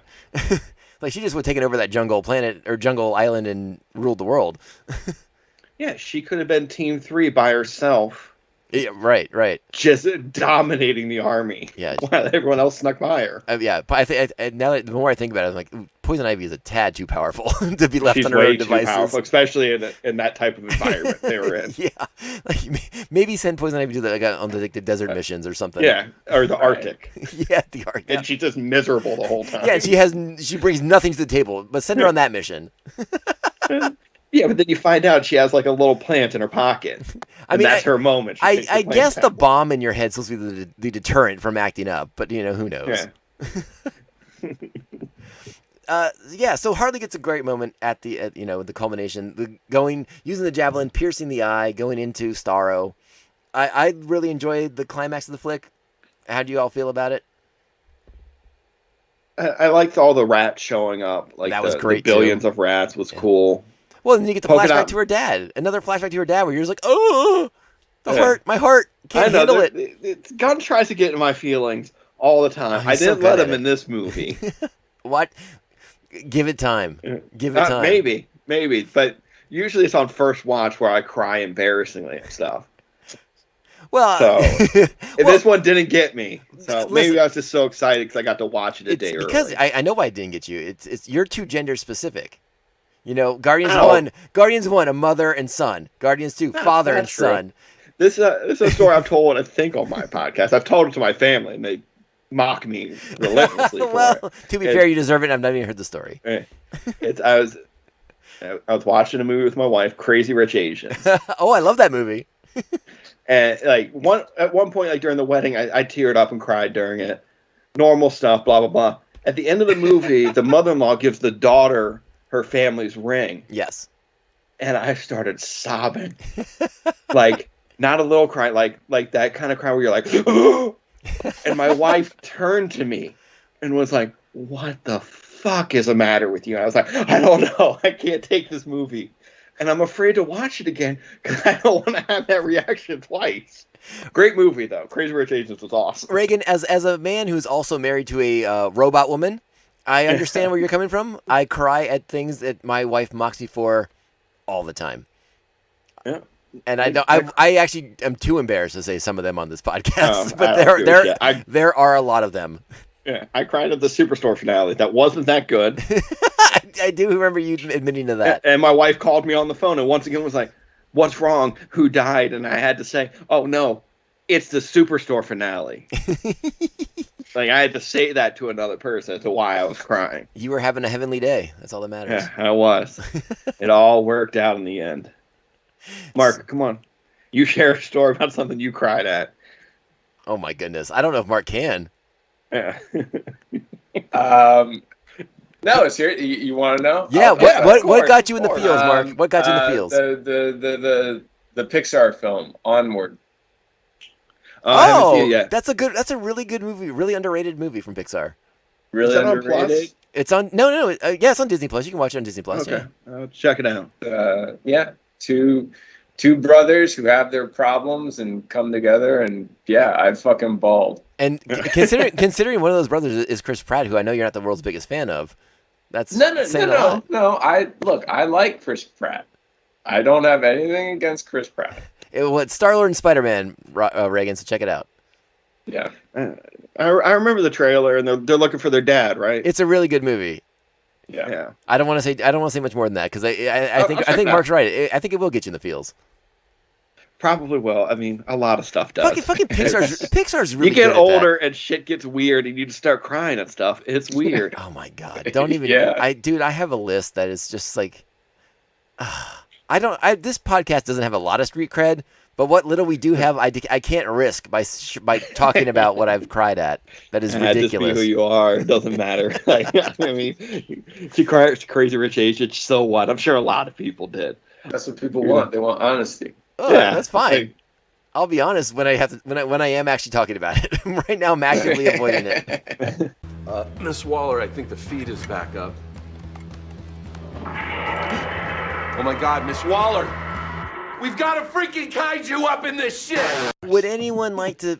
is there anything we haven't addressed about this movie we want to get to? I know we haven't done a big deep dive on the plot, but I mean, the story moves forward at a good pace. The characters drive it forward. It does what it's supposed to do. It's action, it's fun, it's humor. I think everything's in wonderful balance. Again, I talked about the way it was directed, the way it's shot. I think it's gorgeous. The soundtrack, the majority of the dialogue I really liked. You guys might have nailed that one piece of dialogue that was a little clunky, but for the most part, I love this movie. I can't wait to watch it more and more. Do you consider Amanda Waller the biggest villain in this movie? Actually, I'm glad you brought that up because I did have that on my notes and I skipped over it. Yes, of course. Okay. Yeah, and that's. Is she like that in the comics? Is she always worse? That's on brand for Waller. Yeah, Waller is like wheels within wheels within wheels. Like she's like 7 moves ahead of everybody else. Okay. Like most of my experience outside of these movies with her is that little bit that she had on Arrow. And and she didn't seem to be that evil on Arrow. Well, they didn't get to go do their Suicide Squad story. They were told to fuck off. They couldn't use it. They did it in the last season. They brought it back. Yeah, but it was like it was so dumb. It was kneecapped. It was seriously. Yeah, kneecapped. where they're like, "Oh no, don't call us that." Yeah, we're Alpha Team X Extreme or whatever, whatever stupid effing name they thought of. Yeah, the Waller stuff was great. I loved how they had to like knock her out at the end because she was so hell bent on making sure that the hard drive was destroyed. Yeah, but they had already said the hard drive was destroyed. Well, they had to use the hard drive to kind of like barter for their freedom, right? But when she's trying to blow them up, yeah, they say we destroyed that information. She says, "Okay, come home. We don't give a shit about those people." And they turn around to save the people. Yeah. Why is she blowing their heads up? She doesn't care if they die. But that's why she was telling them to blow their heads off, and that's when they knocked her out. Right. Right. But why is she pulling their heads off? Like, because she's like, if they turn around, they die, or they save the people. Doesn't matter. Well, I think at that point she wants to extract the team. She doesn't want anyone to know there's an American presence in Corto Maltese. They've left. I do kind of agree with Reagan. I definitely had that thought of like, well, I mean, what's the harm in them staying? Like, suppose they do save the day, then it makes her and America look good, and if they die, they die. Yeah. Oh my God, you sound like Drago right there, Mark. Yeah. Why is Dolph Lundgren not in this movie? Open it. Miss Waller. Open it! What are you doing, Task Force X?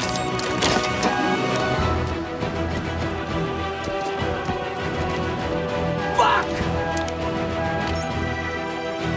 Turn around now, goddammit! You dumb pieces of shit! Motherfucker! Goddammit! Task Force X! This is your last motherfucking warning! Oh my God! What the fuck did you do? All those people, John. Little kids. Throw in the towel. I mean, it was major. What would you like him to be one of the assistant scientists? Well, I mean, we do have Stallone in this movie. Yeah. Again, it's basically the Expendables, but with supervillains. Should have been the voice of Starro. Ooh. Oh, that would have been hilarious. Like, is he doing his Drago voice? Starro doesn't talk though. Starro's all about like telepathy though, and we don't get to hear any of that. That's kind of like the one knock on Starro in this is that we don't get to kind of get into Starro's thoughts.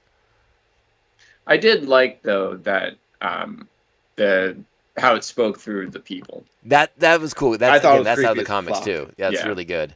Yeah. I know I don't want to sell it short because I loved Starro so much. I was so happy seeing Starro on the silver screen, on my TV screen, but you know what I mean. Yeah, I thought it looked great. It did look great. I love that because they called Starro a kaiju. I thought that was awesome. I was like, let's connect it to modern things. I get that. I don't know. I would have liked it if a few more of like the B team of the Suicide Squad had survived, but got taken over by Starro, or were sacrificed to Starro, and then they had to fight against former squad members. Well, I actually thought about that. I thought that would have been an interesting thing. I had that idea for when Polka Dot Man got smashed. Yeah. I was like, oh, he's going to come back with a starfish on his face and have to fight against the squad. But nope, he's just a stain on the ground. He's just a stain on the ground. A very interesting end for Polka Dot Man, I thought. Great end. When he's like, I'm a fucking superhero. And you're like, no, it's not going to end well. And it does not. It does not. But no, you're right. It's a great moment. But I did think he was like going to come back with a starfish and start attacking, everybody. I didn't think about that. That would have been good. Because that again, I think like he's we too talked about, powerful to have the starfish. Well, like we talked about though, I mean that is a really great element in the comic books when Starro takes over superheroes. That's always a lot of fun. But like they could have used TDK with a starfish on his face. Weasel. And he just starts. Yeah. He just starts slapping the Bloodsport around. Hilarious, because you think it's going to be like this big fight, but it's still the weird hand slapping, and Bloodsport just shoots him in the face, and it's over again. I don't want that. I don't want to have to watch Nathan Fillion die twice in a movie. Like when they're doing the credits at the beginning, and like he's spitting up blood, yeah. Like I know we hated that part. I was like, oh, James Gunn, maybe that got into my feels a little bit. Nathan I Fillion, didn't like that at all. The pride of Edmonton, Alberta, Canada. Nathan Fillion. There he is, folks. Go see him gyrate his shoulders for your pleasure. Yeah. Watch The Rookie, ABC's this fall. Still on? Of course, it's fantastic, Mark. Of course it is. It's on. Reagan, will you do me a favor and rank Nathan Fillion roles real quickly? 2 girls in a pizza shop, or 2 guys in a pizza shop. Is one? No, of course not. I wanted to pick something random. I was gonna punch you in the face. Do you count Firefly and Serenity as 1? Sure. Yes. Okay, so 1. I haven't watched Castle. I know I should. You haven't watched Castle? I haven't. All right, you're no longer qualified to play this game then. You've disqualified yourself. His cameo in Saving Private Ryan as the wrong Private Ryan. Pretty good. Didn't even realize that was him. Yeah, watch it again. I bet you. Like, oh, you know what? shit. Now that I know you haven't watched Castle, you probably haven't even seen him in his season in Buffy as the villain preacher. I've seen all of Buffy. All right, well, the villain preacher. I don't remember him being. Oh, what season was that? Was that after like the season where she's banging that soldier in college? That's like season 5. Yeah. No, that was 4. I bailed on it that season. I mean, Angel, better show than Buffy. Yeah, I don't think you're wrong. I'll go with that. I enjoyed Angel. They turned him into puppets in an episode. That was amazing. That's I remember that. You made me watch that. And the devil had a robot. El Diablo Mecánico. One of my favorite things ever. Angels are great. I need to rewatch it. I've only watched it the one time, and I loved it. But I was, I watched them after they were both off the air. Oh, okay. You came late. Yeah, I came very late, and then I watched all of Buffy, and then I watched all of Angel. I didn't integrate them like I guess I should have. All right. Well, since we started down this road with Nathan Fillion, let me throw this at you guys real quick.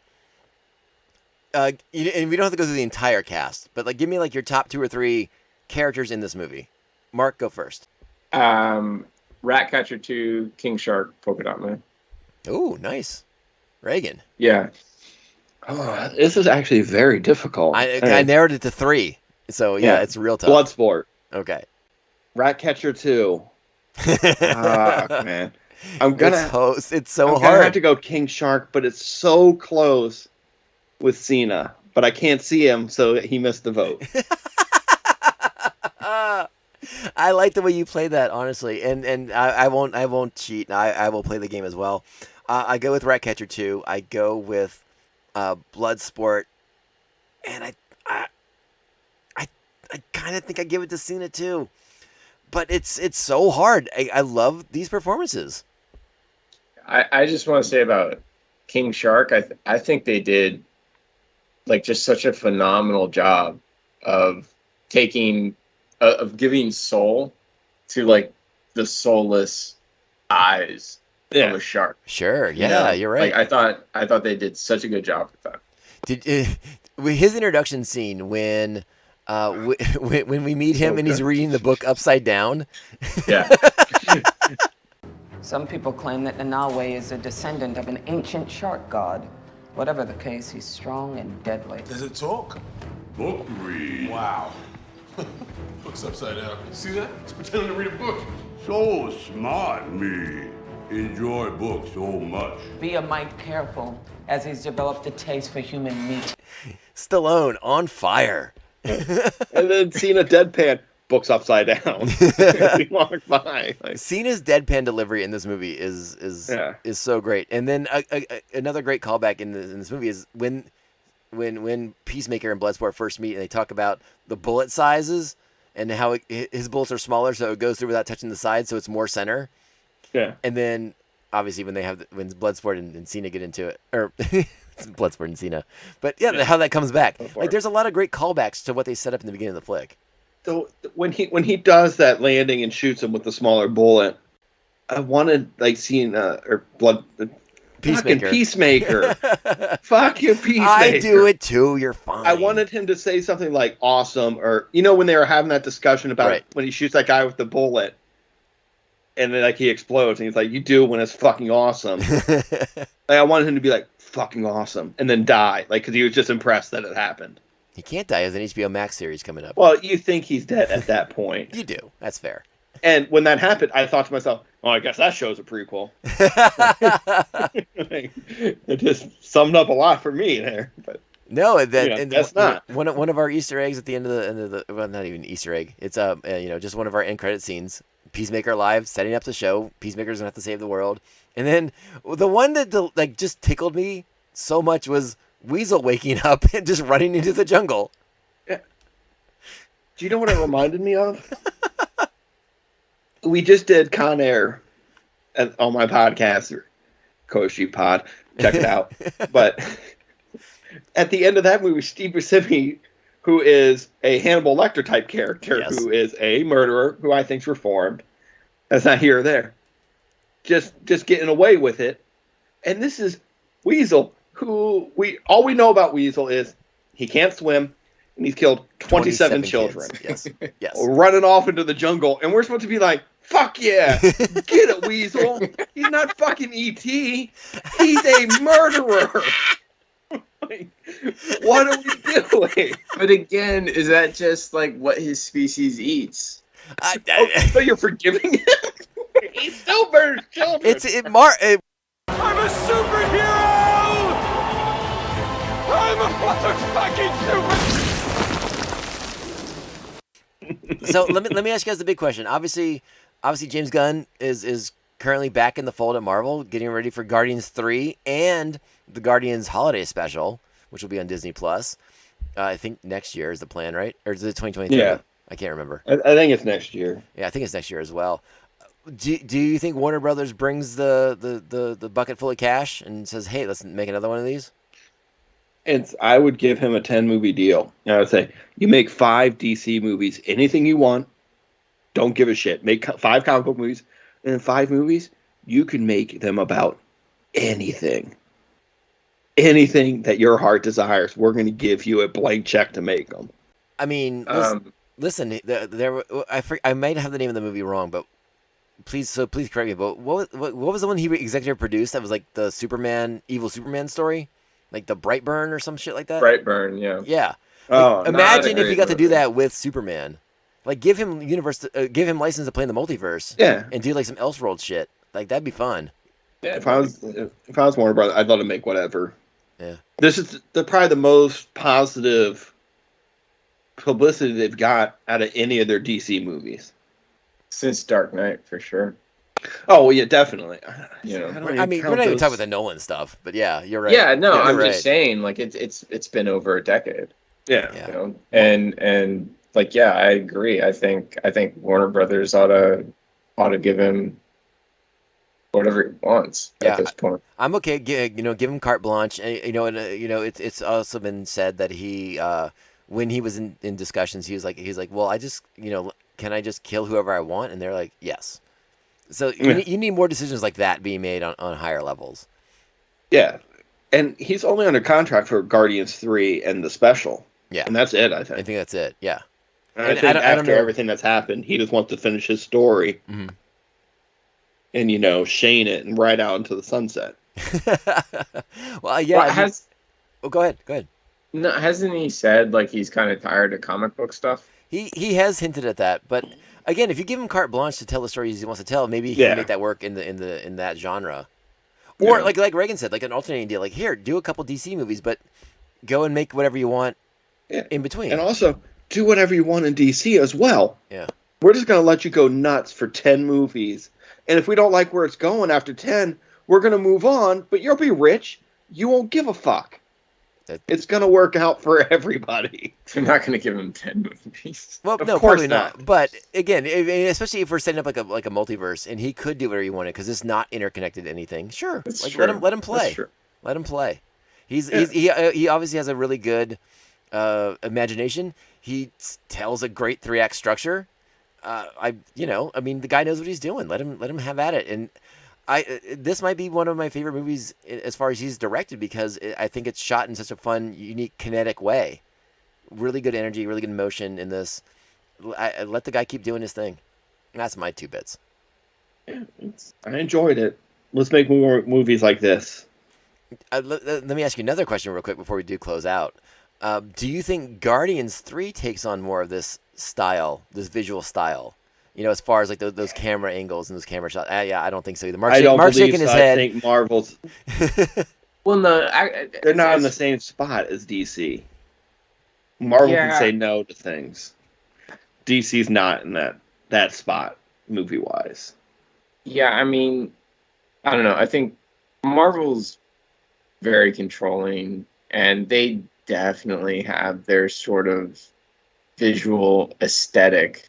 So I'll be interested to see if they let him loose as far as camera movement and stuff like that is concerned. I would like to think that they wouldn't hinder him in that way, but I could also see where they'd say like, nah, that's a little too, and that's too good for Marvel. Let's tone it down. I brought it up because like there has been some talk that with bringing on like some of these like this current round of directors, I should say, that they're kind of loosening that a bit.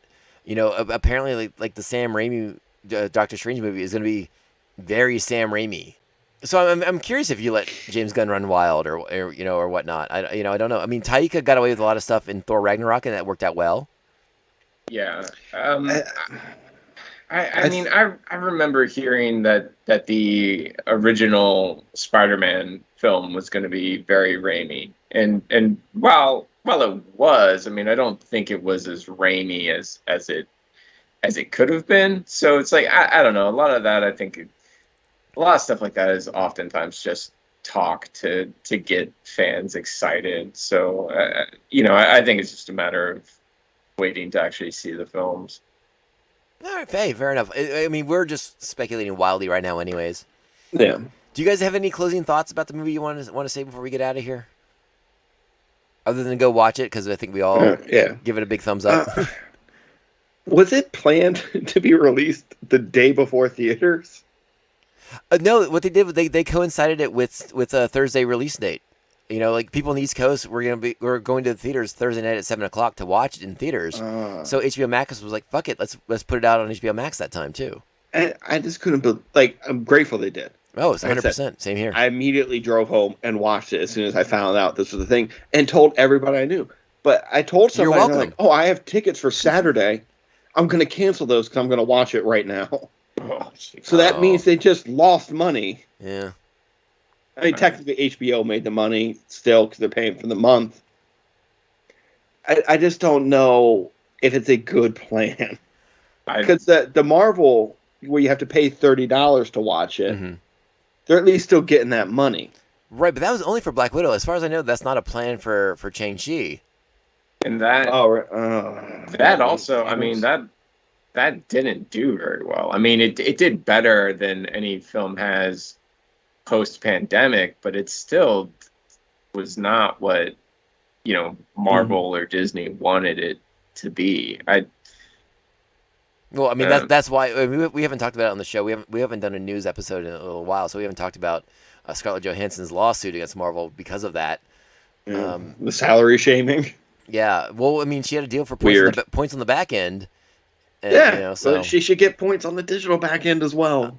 Listen, I don't disagree with you, but they got to figure all this shit out. This is going to force it's the them Wild West. Yeah. Right now we're in a very, very gray area for these contracts. And you know, again, not to get too far off the rails, and we're running long as it is. But yeah, I mean, you know, with the Delta variant's running rampant, I don't know how cool I feel about sitting in the theater again. You know, I don't want to sit in the movie theater with a mask on my face, but I feel like that's what I'm going to have to do if I want to watch a Marvel movie in September, and that's going to be uncomfortable for me. How am I going to eat the popcorn? Man, I'm gonna have to dump a bunch in the front of my mask and eat it like an animal. I'm gonna have to go to like the shittiest theater in town to make sure it's like some idiot's not gonna walk in there and sit next to me. You're just gonna have to go to a weird like 4 a.m. show. They don't have those. Well, talk to your local movie theater. You know. Well, how much is it to rent out a theater? Open it at 4 a.m. I'll get all my vaccinated friends and we'll rent out a theater. That's the only option I can think of. Yeah, you can rent out the Egyptian in Laurel, or wherever Ruddle Mills is. It's not Laurel. I won't be doing that. Hanover. It's only like $200, man. I don't live near there.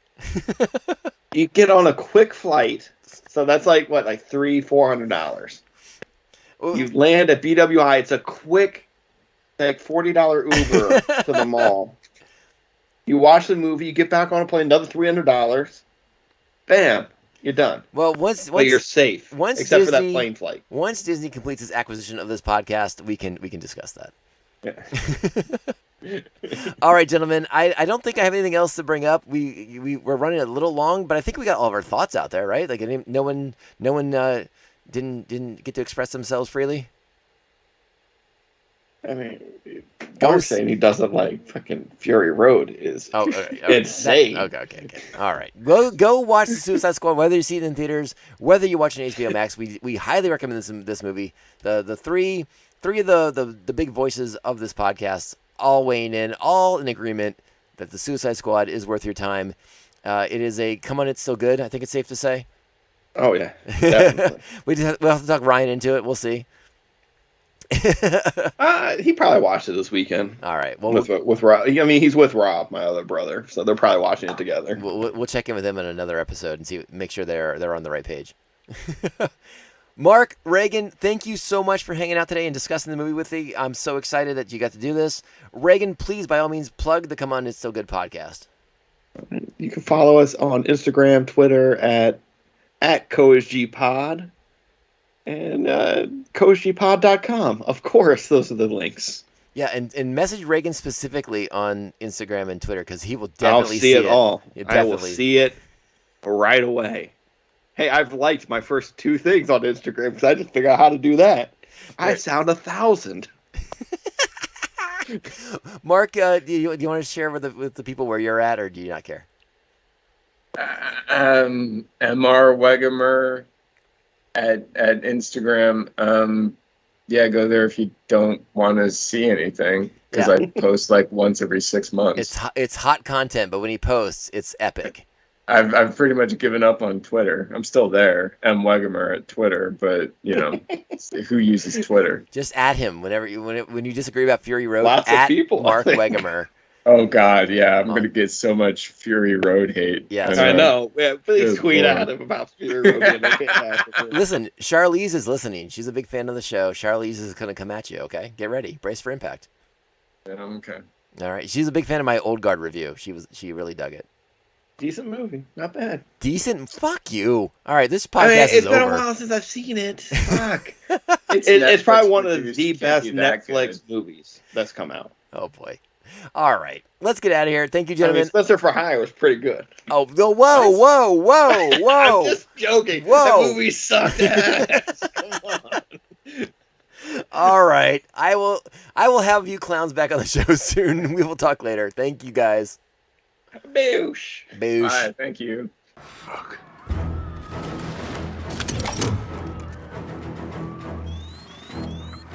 Bloodsport is off mission. What the? She'll kill you, you know? That's her business. I knew Sebastian sensed good in you for a reason. Just keep that fucking rat away from me. Ratcatcher is also off mission. Bloodsport, Ratcatcher, turn around. Where go, friends? No way. I know what I'm carrying the javelin for.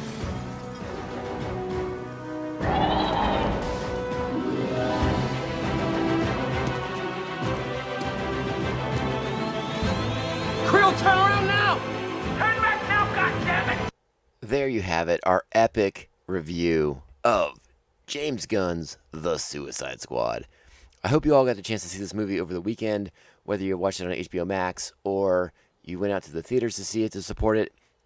Either way, I think the majority of us are all in agreement. It's a damn good time, and I hope you had as much fun watching it as we did talking about it.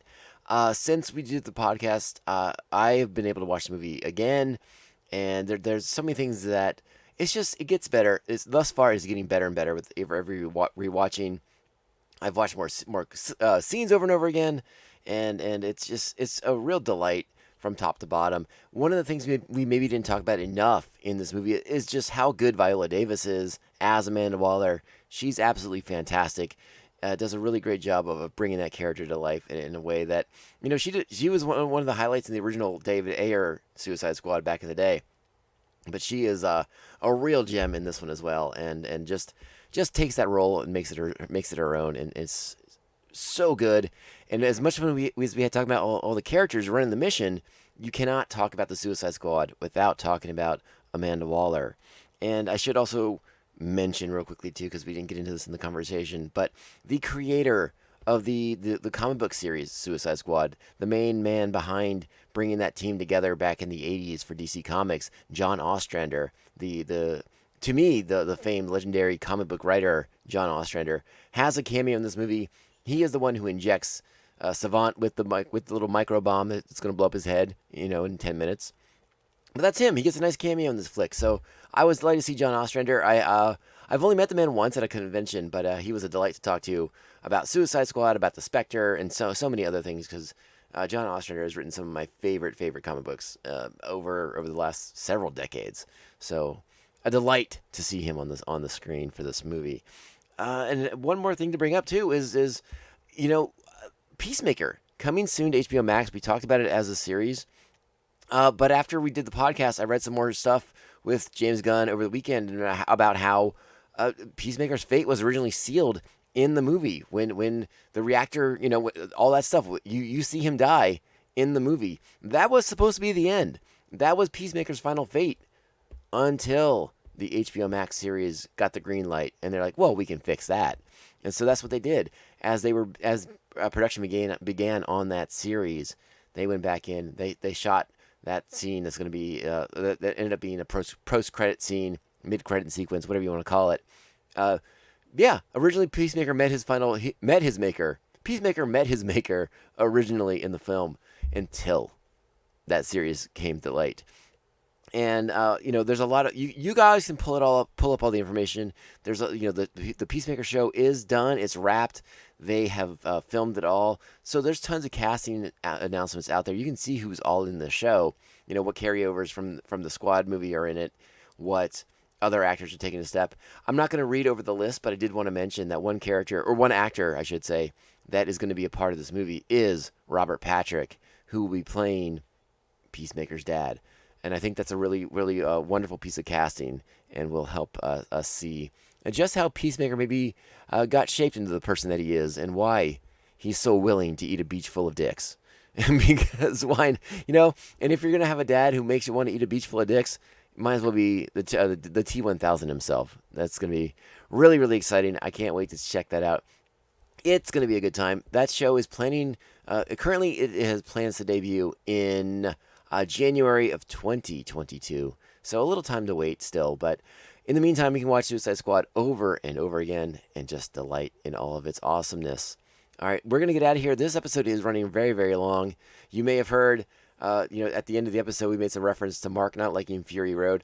That was one of the segments I had to excise. We got off the rails a couple different times in this podcast, and Mark's feelings on Fury Road did not make the final cut. But as you could hear, he's not a fan, and Regan and I heartily disagree with him on that. All right, I do want to thank the official members of Pophead Nation, which, if you're liking this podcast, and why wouldn't you? We just had so much fun right there talking about the Suicide Squad. Head over to patreon.com/TomCast POPCast. You can join the nation and gain access to the sweet bonus content. Thank you to our current Patreons, the Aspen Hill Chody, the Batman of Bay Park, Jeff Nail, Jeff, co-host in the Ring in Ear, a fantastic music podcast. Please check that out. Thanks to Evil Circle, the evilest of all circles, the Squidmaster General, Mr. Brian Broussard, the New Jersey Devil, Mark Wegemer, and our very own Joker and Harley Quinn, Brian and Krista of Pariah Brewing Company, right here in San Diego, California, and coming soon to Baltimore, Maryland, and of course, the Beer Hop Brigadier General, Jesus Beer Hops. All right, please make sure you're following us on social media at TomCast POPCast on Twitter and Instagram.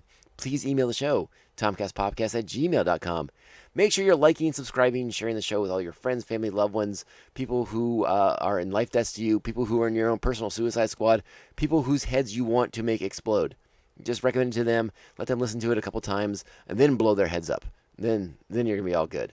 And if you're on Apple Podcasts, please, by all means, leave us a 5-star review because we are on Apple Podcasts, Spotify, Stitcher, iHeartRadio, Google Play, Pandora, Audible, Amazon, so many, many more. And we thank you all so much for listening. Thank you. We will be back so very soon. The TomCast POPCast is never far from your podcast catcher, and we will be back to give you all the latest, greatest content. So thank you for listening. And in the meantime, you know what to do. You know what I'm about to say. If you're a new listener, you may not know, but if you're an old listener, you know exactly what's coming. Ciao, babes. Why rats, Papa? Rats are the lowliest and most despised of all creatures, my love. They have purpose. So do we all.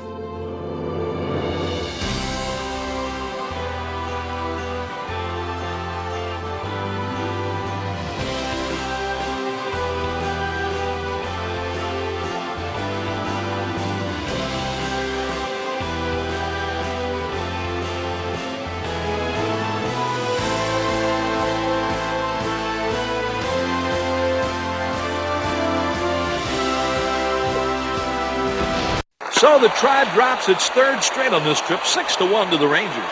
For the Indians, one run on, let's see, one hit. That's all we got. One goddamn hit. You can't say goddamn on the air. Don't worry, nobody's listening anyway. We're not gonna be fucking sucked this year.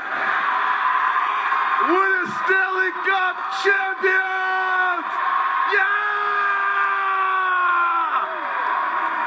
Woo!